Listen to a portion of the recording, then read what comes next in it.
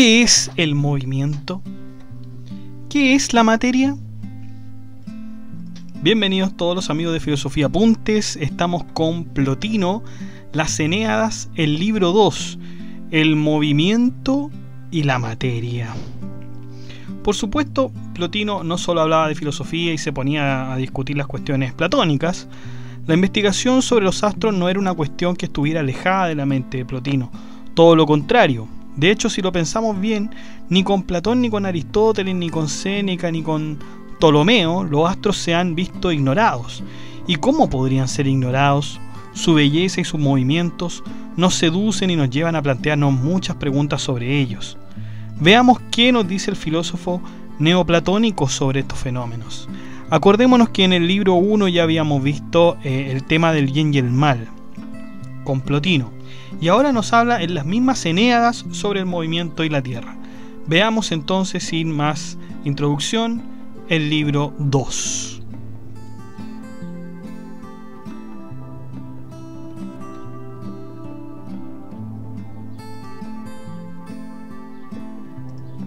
Bueno, el libro 2, que se trata sobre el movimiento y la materia, primeramente habla sobre el cielo.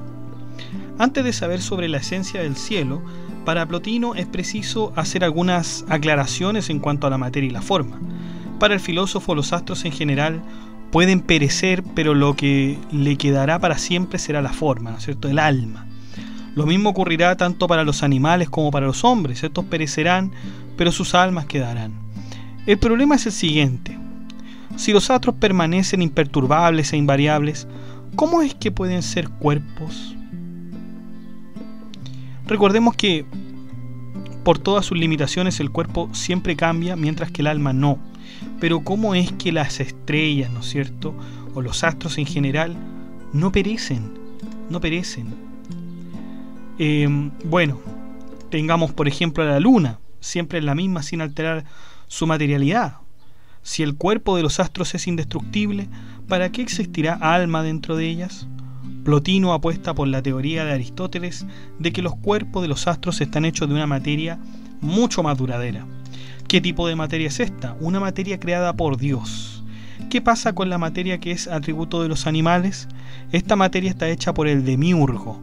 Recordemos, ¿no es cierto?, que el demiurgo lo tenemos que relacionar con el libro del Timeo de Platón, que lo tenemos en podcast también. El demiurgo estaba encargado de distribuir las almas en la tierra, mientras que la naturaleza ya estaba construida. Eso lo vamos a ver después. Por lo tanto, podríamos decir que nuestra materia es inferior a la materia de los astros. Así deberíamos decir que el cielo y los astros están compuestos de una materia inmortal hecha por Dios.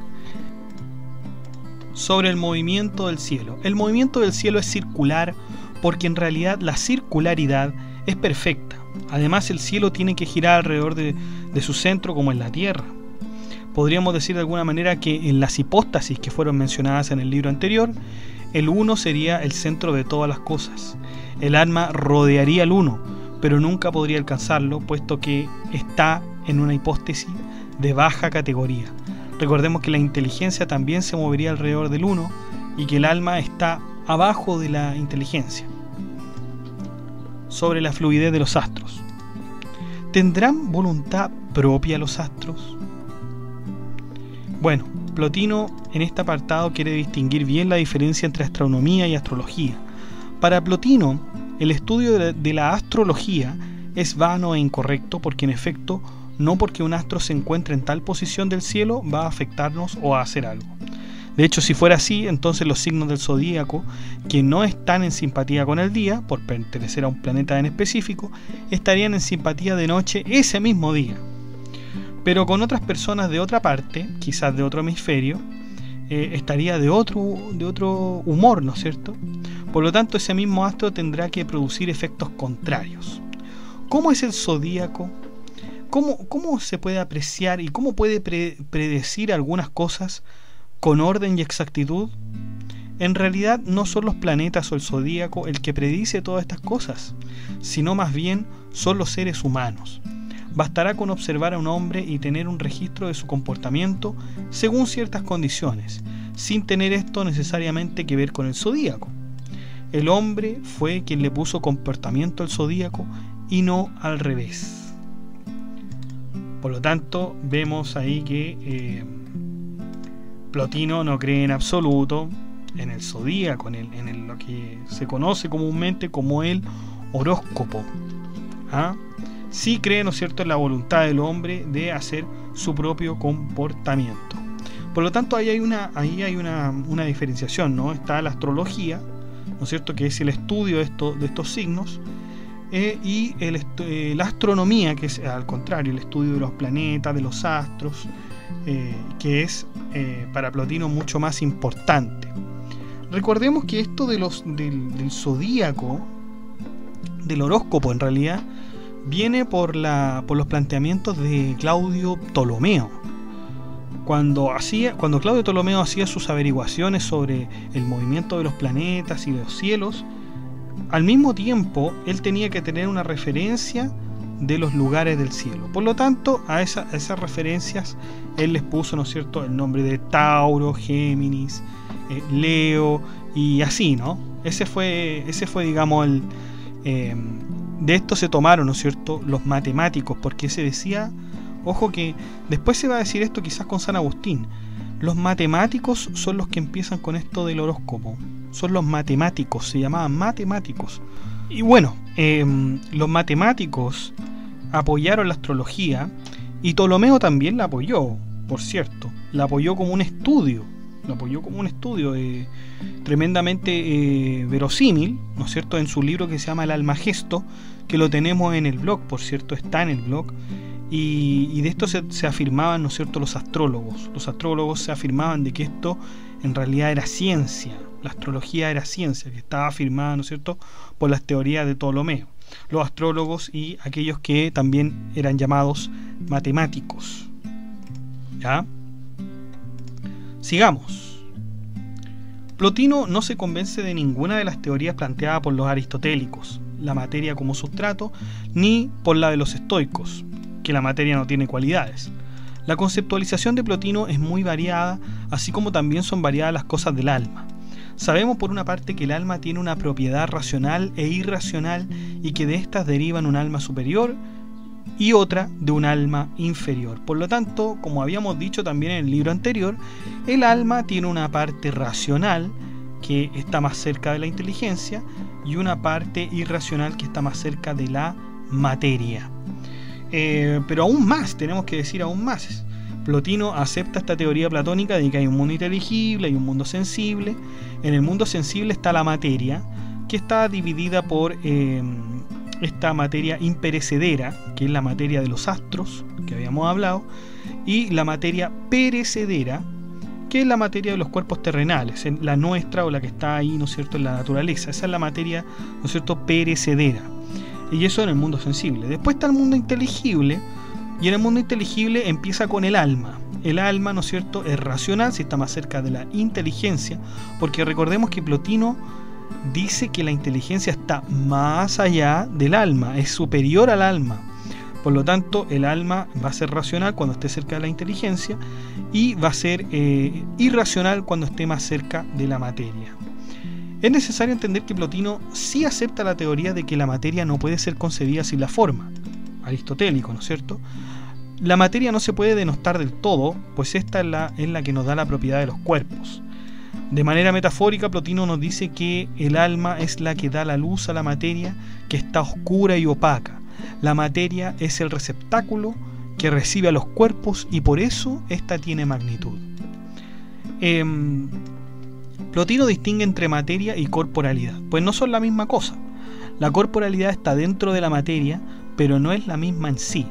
¿En qué consiste esta diferencia? En que el cuerpo es determinado y la materia es indeterminada. Por lo tanto, en este sentido podemos decir que la materia es infinita e indeterminada y el cuerpo es finito y determinado. En efecto, el cuerpo tiene magnitud y cualidad y la materia no tiene ninguna magnitud, por cierto. Sin embargo, ¿cómo es posible que la materia y el uno sean infinitos? ¿No es cierto? El uno, acuérdense recordemos la hipóstasis de Plotino, ¿no? O sea, ya, el mundo inteligible, tenemos el alma, después la inteligencia era superior que el alma, pero hay algo más allá de la inteligencia, superior a la inteligencia, que es el uno, que es la unidad completa y perfecta. Vamos a ver el uno después, pero quiero que me entiendan que la inteligencia, que el uno es mejor, superior que la inteligencia, ¿ya? Y por lo tanto es infinito porque lo abarca todo. Pero también dijimos que la materia es indeterminada y por lo tanto infinita, ¿ya? Entonces, ¿cómo es posible que la materia y el uno sea infinito? Recordemos, dice Plotino, que la materia es una copia de todo lo demás. Por lo tanto, la materia es una copia de la infinitud del uno. ¿Se dan cuenta? Muy inteligente Plotino. Sobre la potencia y el acto. No nos estamos confundiendo. La potencia y el acto serán entendidos como términos estrictamente aristotélicos. Se recomienda en este caso entonces leer el libro tercero de la física de Aristóteles para entender lo que es la potencia y el acto, o en subsidio de eso usted puede ver nuestro video de Aristóteles sobre la potencia y el acto. Ven que leer a Plotino no es cualquier cosa, ¿eh? No es cualquier cosa, hay que estar preparados para leer a Plotino, hay que ya haber sabido de Platón, de Aristóteles, ¿no es cierto? Hay que tener un background, ¿no? Con Aristóteles entendíamos que los seres sensibles, los cuerpos, están sometidos a la potencia. Ahora, según los términos plotinianos, ¿se encontrará la potencia en lo inteligible? La respuesta es no. ¿Por qué? Porque en lo inteligible no existe el tiempo y la potencia para ser necesita tiempo. Tomemos un ejemplo de Aristóteles, la estatua de bronce. El bronce es la potencia, ¿no es cierto?, en la materia, por lo tanto, y el acto, ¿no es cierto?, o forma, es la estatua misma. El bronce solo siempre será potencia de la estatua, pero cuando la estatua está hecha, entonces tendríamos que decir que tenemos una estatua en acto, porque la forma de la estatua, junto con el bronce, hacen que ella esté en acto. Ahora, este acto no es meramente un acto y ya, pues no olvidemos que la estatua aún tiene su potencia. A este acto lo llamaremos acto-actividad, pues se sigue sosteniendo como sustrato de la estatua. Pero en el ejemplo de que el aire pasa a ser fuego, entonces tenemos un acto-forma. ¿Por qué? Porque el acto, que es el aire, pasa a ser otro acto, ¿no es cierto?, que es el fuego. Pero ¿qué pasa con esta materia inteligible que es la materia que tenían los astros? Pues justamente es otro tipo de materia, pero no tiene nada que ver con la forma. Si fuera así, entonces tendríamos que decir que la inteligencia es la forma del alma, lo cual es incorrecto porque el alma no es totalmente inteligente. Sobre la sustancia o la cualidad. Este es otro concepto aristotélico que Plotino quiere desarrollar en esta parte. La sustancia tendría que ser inteligible, pues los accidentes son los atributos de la sustancia. Sin embargo, ¿podemos hablar de sustancias inteligibles y sustancias sensibles? Es como pensar que tienen diferencias, pues las sustancias inteligibles siempre están en acto y las sensibles están en potencia. Pero si las inteligibles tienen accidentes, ¿en qué se diferencian de las sensibles? Las sustancias tienen características que son accidentes. Ahora, según Plotino, no todas las cualidades son accidentes. Por ejemplo, que un hombre sea blanco, ese color no será accidente en él, ¿no es cierto? Al contrario, será sustancia, porque es propio de su raza. Ahora podemos comprender la cualidad de dos formas, accesoria y sustancial. Cuando la cualidad es accesoria, es puramente cualidad, pero cuando esta cualidad es inmanente al sujeto, entonces es sustancia. Plotino, ¿qué está haciendo con esto? Plotino está diciendo que el accidente tiene algo de sustancia, tiene algo de sustancial. Por ejemplo, el color blanco. No podemos decir que el color blanco en un hombre, ¿no es cierto?, una persona, es un accidente. Es una sustancia de todas maneras. Por lo tanto, de hecho, este concepto se va a desarrollar después con mucha más preocupación por los medievales, y van a decir los medievales, en efecto, que hay accidentes que son separables y accidentes que son inseparables. En cambio, Plotino aquí dice que hay accidentes sustanciales y otros accesorios. ¿Se dan cuenta? Importante esto. Sobre la compenetración total. En la antigüedad las opiniones entre estoicos y peripatéticos estaban divididas por la teoría de la compenetración de los cuerpos, es decir, si dos cuerpos cuando se unen quedan separados o se juntan y forman uno solo. ¿Qué diremos de un cuerpo que esté empapado de agua? Si un papiro se moja, ¿diremos que el agua no se compenetra en el papiro? Para los peripatéticos, el papiro no se debería mojar, pues las propiedades materiales del papiro no son las mismas que las del agua. Los estoicos, por su parte, dicen que los cuerpos se van cortando hasta el infinito, lo que Plotino considera ridículo. Si fuera así, entonces no quedaría nada en los cuerpos. Plotino pone fin a esta discusión entre peripatéticos y estoicos, diciendo que la compenetración se hace entre las cualidades y no entre la materia. La materia siempre es la misma. Sobre la visión. Es cierto que hay veces en que las cosas nos parecen más pequeñas y otras más grandes. Esto se debe a que cuando vemos una cosa a lo lejos, la luz se contrae a la medida del tamaño de la pupila.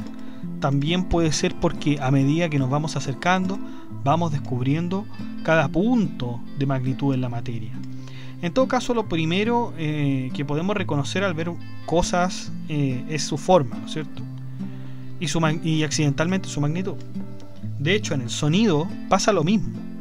La forma es lo primero que llega y el volumen de este es accidental. La magnitud se da al mismo tiempo que se da el color. Vamos descubriendo que primeramente el color es desvaído y luego captamos la magnitud.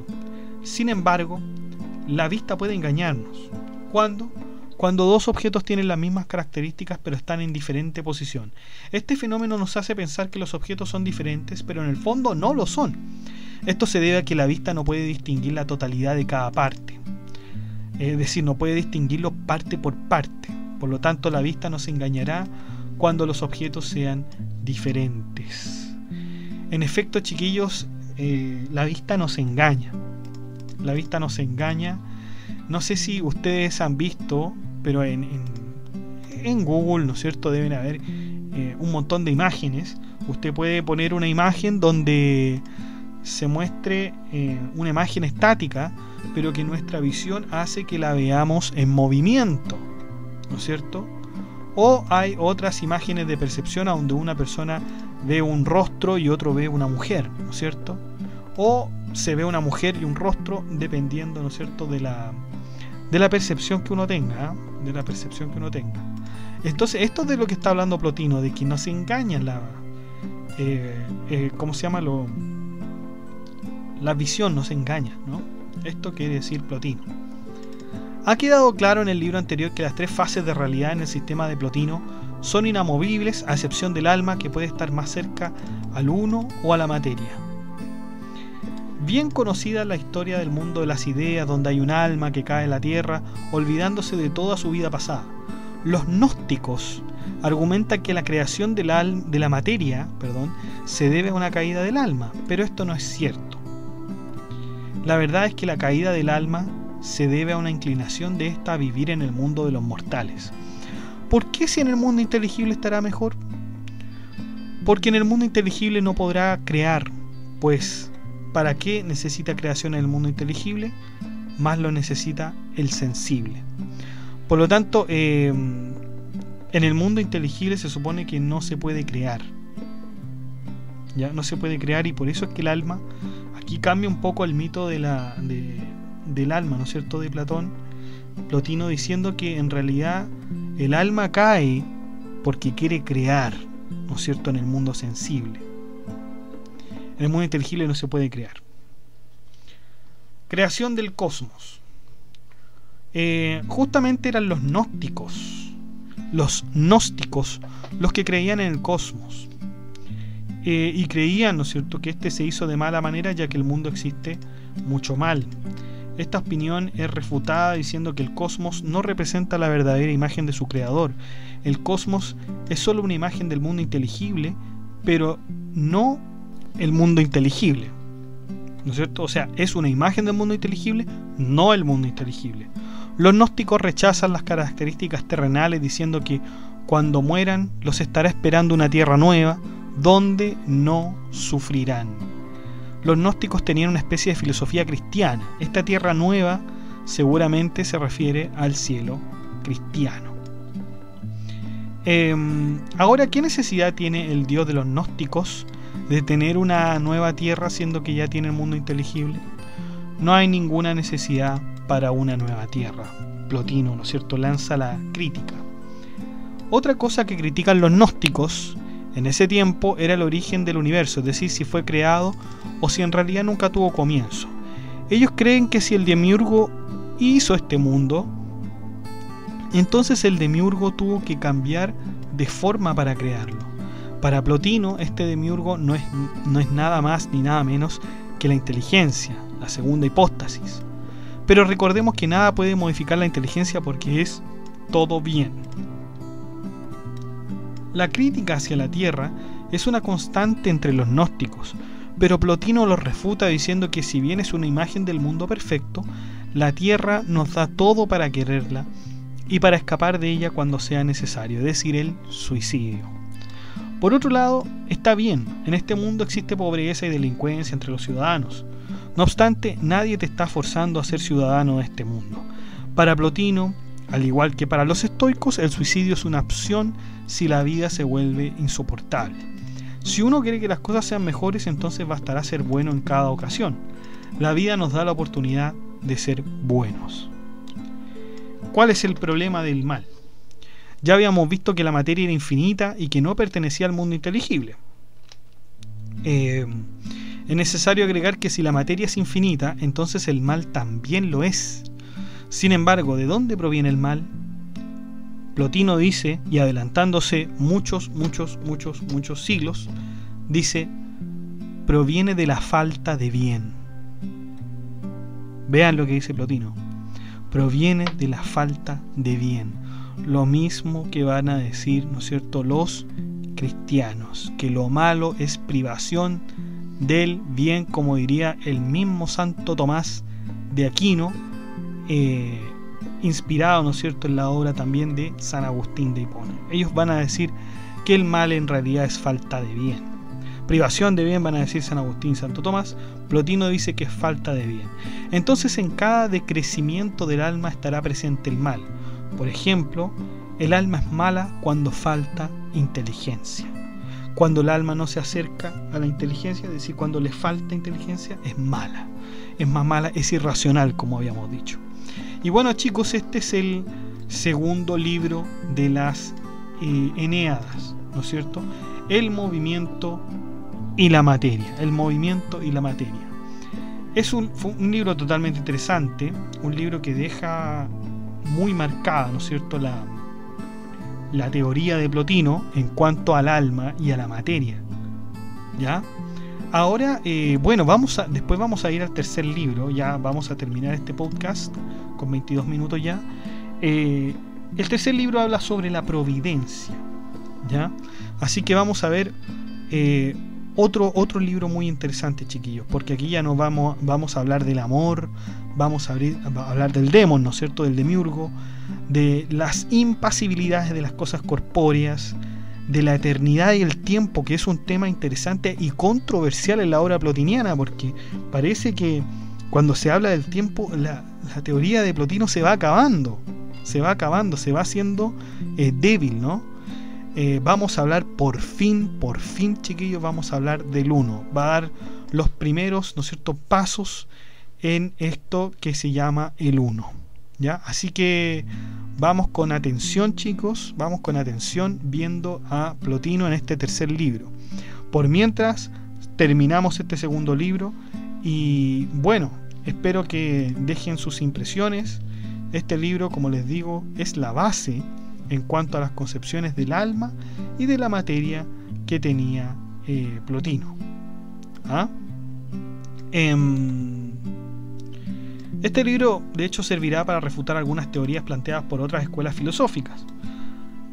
Aquí con Plotino podemos evidenciar una buena dosis de cristianismo, sobre todo cuando, ¿no es cierto?, habíamos hablado de que el mal es falta de bien. No obstante, hay algunas cosas que no cuadran totalmente con la teoría cristiana cuando Plotino habla sobre un mundo inteligible que no es una nueva tierra. como diría en el Apocalipsis, ¿no es cierto? Una vez más, Plotino refuerza la poderosa teoría del uno.